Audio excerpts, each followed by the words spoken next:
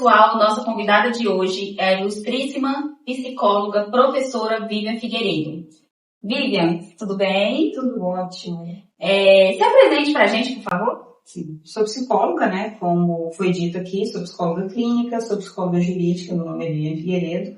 Por formação, eu tenho psicologia já basicamente há 20 anos.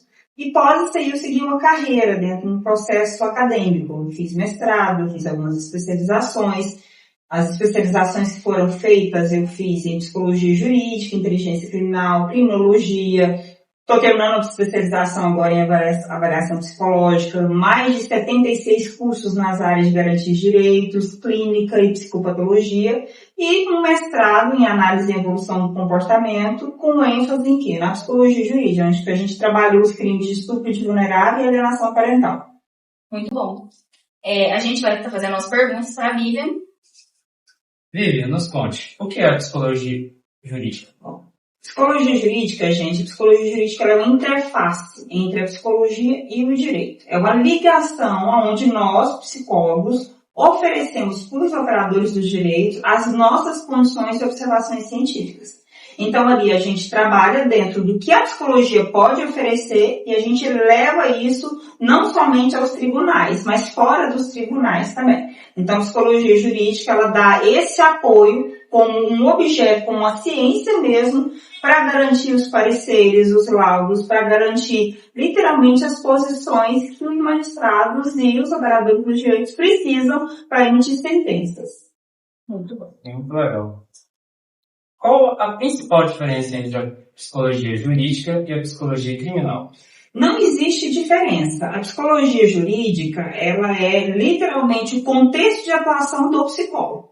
Aqui no Brasil, a gente vê se falar muito em psicologia jurídica. Fora do Brasil, você vai ver falar de psicologia forense. Dependendo do estado que você está, por exemplo, dentro da Europa, você vê muito psicologia forense. Espanha, Portugal, Brasil e Estados Unidos, você vai ver muito a conceituação psicólogo jurídico. Dentro desse campo de atuação, que é a psicologia jurídica, nós temos aí as condições de atuação, as faces da atuação, que é o quê? A psicologia criminal, que ela trabalha diretivamente com crime, a psicologia policial, a psicologia investigativa, que é aquela, não sei se vocês gostam de CSI e todo aquele campo mesmo que tem lá as observações da cena do crime. Então, a psicologia, ela apresenta várias condições e através disso nós temos a psicologia que ela trabalha não só, né, dentro dessas ramificações, que é a psicologia também voltada para avaliação e mediação, mas nós temos também, através de um processo de avaliação psicológica, a gente oferecer diretamente aos magistrados, principalmente aos juízes e, às vezes, os promotores, os nossos laudos e pareceres. Dentro da perícia psicológica e assistência técnica. Ou até mesmo dentro de um contexto de psicologia policial ou psicologia que investiga o crime, que pode estar dentro de uma delegacia. Então não tem diferença. A psicologia criminal, ela faz parte de todo esse campo de atuação do psicólogo jurídico. É maravilhoso, viu? E para você, na sua opinião, qual é a importância desse profissional psicólogo dentro da criminologia, dentro dessa área? Dentro do trabalho com crime de forma específica? Dentro do processo. É isso que eu estou falando. Dentro da psicologia jurídica, nós podemos estar dentro desse processo ou a gente pode auxiliar até mesmo com uma psicologia investigativa, entendeu? Nós podemos, às vezes, descrever condições de um possível serial. Ou descrever passos desse cara, a forma operante dele de atuação. Ele vai continuar matando? A gente, então, dentro de várias ramificações da psicologia jurídica, a gente pode atuar não só dentro de um processo em si. Quando eu falo dentro de uma atuação criminal, dentro de um processo, aí sim, por exemplo, como eu venho de um contexto de delegacia, porque o meu mestrado foi feito dentro da Delegacia de Proteção à Criança e Adolescente Goiânia. Então eu fiquei lá, eu entrei, eu fiz estágio lá dentro, depois eu virei psicóloga lá dentro, e todo o percurso lá dentro era investigando os crimes de estupro de vulnerável. Então a gente estava no início dessa persecução penal. Nós estávamos no início de um crime que teve uma comunicação, foi uma delegacia, alguém falou, olha, alguém estuprou minha filha, meu filho, alguma coisa aconteceu nesse sentido. E o psicólogo ali, ele é uma última parte que vai fazer o trabalho dele. Passa para o delegado primeiro, passa para o escrivão primeiro e chega no psicólogo. Por quê? Porque vai juntar toda a nossa elaboração dos nossos documentos, todas as nossas observações, os nossos laudos, que vai somar o quê? Nesse inquérito policial, que vai ser levado para a promotoria. A promotoria, ela decide se vai fazer a denúncia ou não disso ao judiciário. Então, por exemplo, nós estamos no processo investigativo inicialmente. Então, você faz parte de um processo específico, aí podemos. Um juiz aciona o psicólogo, ele nomeia um psicólogo ali, que pode ser um psicólogo que está no banco de peritos, ou um psicólogo especificamente que ele confie no trabalho dele, ele faz uma nomeação para periciar um caso que já está em juízo. Então, o psicólogo ele também atua dentro desse contexto, dessa ramificação.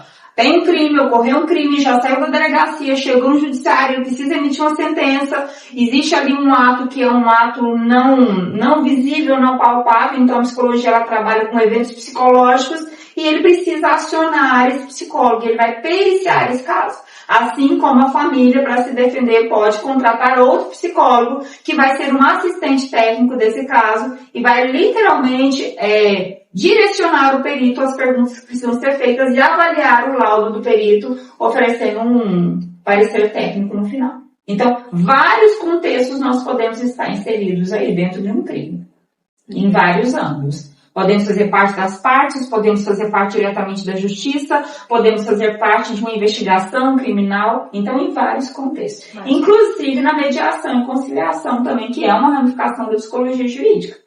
Eu posso mediar um caso para que eles possam resolver ali de uma forma mais saudável, menos danosa para toda a justiça e literalmente resolver isso de uma forma até mesmo amigável. O psicólogo ele pode fazer essa mediação e essa conciliação também. Muito legal. Próxima pergunta. Como é seu dia a dia? Corrido. Corrido. Como eu estou no contexto clínico e Palmeiras nós ainda não... Eu sou a única psicóloga jurídica na cidade. A abertura para a psicologia jurídica aqui ainda é muito pequena. Eu comecei aqui dentro da Garantia de Direitos, trabalhando no CREAS, e aí eu trouxe um pouco acerca do que é a Garantia de Direitos da Criança e do Adolescente. Hoje eu não tenho condições mais de estar no CREAS e estar atuando dentro dessa área, até mesmo porque a clínica ela tem mais peso dentro de uma cidade pequena do que a própria psicologia jurídica. Mas é um dia que eu, assim, dentro do contexto jurídico ainda não tem tantas nomeações, eu pego muita assistência técnica. Então, por exemplo, a família vem, ela quer um psicólogo ali, aí literalmente eu sou contratada, existe um contrato que é feito e eu vou periciar junto ali com os advogados, com essa família, a gente vai escrever quesitos, a gente vai observar o trabalho do perito, que o juiz nomeou. Mas dentro da perícia psicológica aqui, na nossa cidade de Palmeiras de Goiás, ela é muito rasa, não existe ainda um perito aqui nomeado pelo juiz. Nós não temos isso, então muitas vezes a gente fora, crimes às vezes demoram para ser julgados, então esse contexto em Palmeiras ainda é um pouco mais lento, mas dentro de um contexto clínico, a gente literalmente tem um trabalho um pouco mais acentuado aqui dentro da cidade. Eu já cheguei numa média de atender 40 pessoas por semana. E sempre trabalho muito, por exemplo, como eu conheço muito de garantia de direitos da criança, do adolescente, sempre trabalhei muito com violência doméstica, muitas pessoas vêm ao consultório de psicologia e elas estão sob um contexto de violência. Então, nessa hora eu faço um trabalho muito psicoeducativo dentro da psicologia jurídica. Eu levo informação ao ponto de ajudar essas pessoas a ir ao conselho tutelar, de ajudar literalmente a lutar pela garantia de direitos, de mostrar o que seria uma possível condição de crime com a criança e o adolescente, ou mulheres, que é uma demanda maior nos consultórios da cidade pequena, ajudar eles a compreenderem um pouco melhor o que é a violência doméstica. Então está muito dentro desse ângulo, mas é um dia muito cheio. E qual é a abordagem que você utiliza para atuar na clínica? Eu sou, por formação, psicóloga, então eu posso usar todas as abordagens que me vierem, mas eu sou analista do comportamento. Eu trabalho enquanto clínica analítico comportamental, mas uso hoje várias técnicas que são baseadas em evidências, mas sempre com a ótica da interpretação da análise do comportamento. Então, eu estou dentro dessa base mesmo, que é uma ciência, né? A análise do comportamento é uma ciência, onde eu utilizo os pressupostos aí filosóficos do behaviorismo radical. Verdade. Vivian, nos dias de hoje, qual é a valorização de um psicólogo jurídico? Muito alta. muito alta mesmo. Você vê, Palmeiras tem muita necessidade da atuação do psicólogo jurídico, mas falta compreensão. Quando você vai para uma cidade um pouco mais desenvolvida, não é tomada decisão sem a nossa posição, principalmente nas delegacias especializadas. Delegacia da criança e adolescente, delegacia do idoso, delegacia da mulher. Então, isso tudo, o nosso papel ali dentro, ele é crucial. No entanto, existem projetos de lei que todas as delegacias precisam ter um psicólogo preparado, porque não é qualquer psicólogo que consegue estar dentro de uma delegacia, preparado para realmente trabalhar enquanto psicólogo jurídico. Mas nós estamos em todo o contexto que envolve justiça. Então, é uma demanda, é uma necessidade muito alta. O nosso papel ali é extremamente importante. Ele realmente ajuda não só na solução, mas como ele ajuda no processo de prevenção futura. Então, ele é uma condição, assim, se você tem um laudo bem elaborado, se você consegue observar aquela cena do crime que não deixou vestígio nenhum, passou ali pelo perito médico, toda a investigação policial foi feita e aquele crime tem toda a possibilidade de ter ocorrido ou não, o psicólogo jurídico ele entra. E ele entra literalmente para trazer com bases e pressupostos científicos se aquele crime ocorreu ou não. Então, o nosso laudo nessa condição judicial, ele é muito conclusivo. Ele é diferente das outros processos de avaliação psicológica.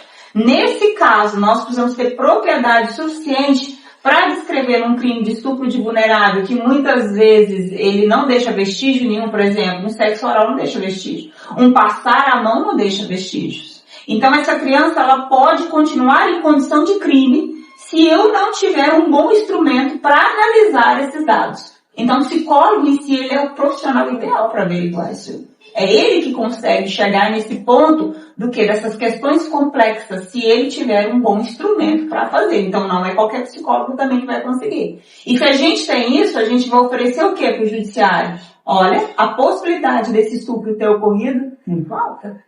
A possibilidade, então, dessa criança não continuar sendo estuprada é altíssima. A possibilidade de alguém não ser preso, sendo que ele foi literalmente colocado ali como autor de um crime, é altíssima quando esse crime não ocorre.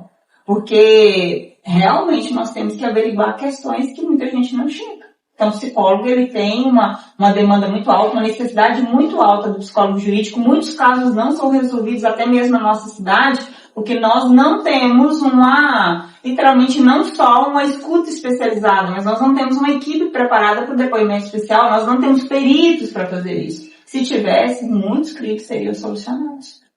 E fora, então, o conhecimento da psicologia jurídica é muito alto. E é uma área muito bem remunerada. Dentro da psicologia, provavelmente a maior em remuneração financeira. Vivian, e quais são suas perspectivas para a atividade futura da psicologia relacionada ao direito como um todo? Olha, o direito não caminha mais sem esses braços. Ele não pode, um juiz não pode, ele não pode nem ouvir uma criança. Então ele precisa de alguém que esteja preparado para isso. Estou falando da garantia de direito da criança e do adolescente. Em todos os contextos hoje, o direito, nessas condições de averiguação, vara de família, ou psicologia que envolve um crime, ou condições que envolvem crime, o papel do psicólogo é altíssimo. Então, eu não consigo ver essa separação. No entanto, que nós, infelizmente, temos uma mania muito dificultosa aqui na nossa cidade de alguns operadores do direito direcionarem pessoas para vir com consultório clínico, e muitos colegas meus acabam não tendo esse conhecimento e acabam até oferecendo um documento, sendo que esse documento vai ser usado nos autos. Isso é um problema seríssimo, entende? Então, se eu entendo que aquela pessoa chegou querendo uma condição para ter um documento, eu preciso compreender quais são as situações que elas estão ali. Eu não posso sair oferecendo um laudo, eu não posso sair oferecendo um atestado sem realmente estar num processo de avaliação psicológica ou num mínimo de observação clínica. Então, o direito precisa muito da gente. Muito mesmo. Ele não tem condições de acessar o que nós acessamos. E se nós temos isso como não só objeto de estudo, porque o psicólogo é aquele que estuda as cognições, estuda o comportamento humano, nós vamos oferecer isso para eles, mas vamos oferecer de uma forma muito cautelosa, porque isso vai ser usado na justiça. E depois que está lá, você vai ficar na justiça enquanto tiver esse processo aberto, o seu nome está lá. Independente se você é acionado ou não, mas você está lá. E se você é um clínico que oferece um documento e esse advogado aproveita disso e usa nos autos, o seu nome está lá. Então a gente precisa ter essa perspicácia de entender que enquanto psicólogo jurídico, o direito precisa de nós e nós temos que nos posicionar. Nós não somos funcionários do direito, nós somos literalmente operadores da psicologia que dá condição do direito a oferecer as suas observações e sentenças através do nosso conhecimento de estudo. Então a psicologia tem um papel muito forte. E a gente precisa se posicionar enquanto a isso. Vivian, agradecemos a sua participação. Foi uma honra ter você aqui. Finalizamos aqui mais um episódio do nosso podcast. Muito obrigado pela sua atenção e até mais. Esse foi o Pode Mais, Fale Mais.